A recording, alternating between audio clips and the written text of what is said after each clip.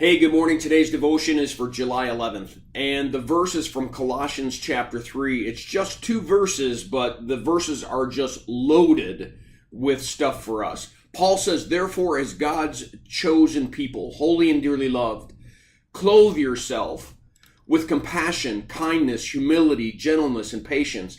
Bear with each other and forgive whatever grievance you may have against one another. Forgive as the Lord forgave you.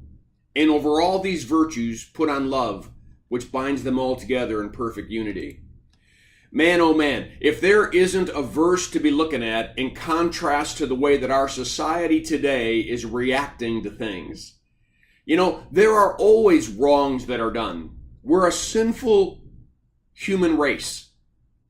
And we're going to wrong each other, same as we wrong ourselves. I mean, for goodness sake, I don't even do all the things that I want to do, and I sometimes go against my own will, and sometimes I don't do what's best for me, let alone the fact that I live with other human beings who have the same condition that I have. But what Paul encourages us to do is not to think about our depravity, but to think about our redemption, who we are in Jesus Christ.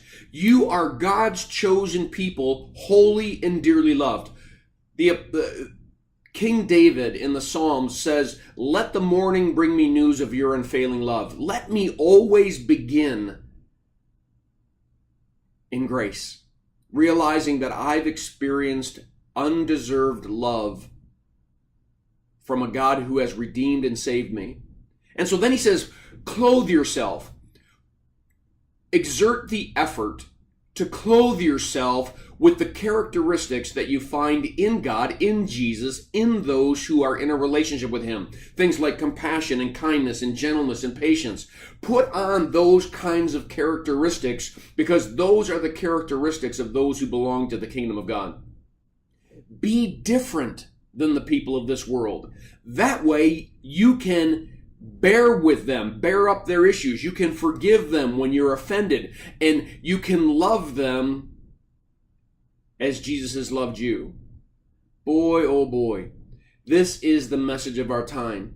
We as the church do need to address the issues that we face in our society, but understand how we face it, how we choose to face the issues is really important.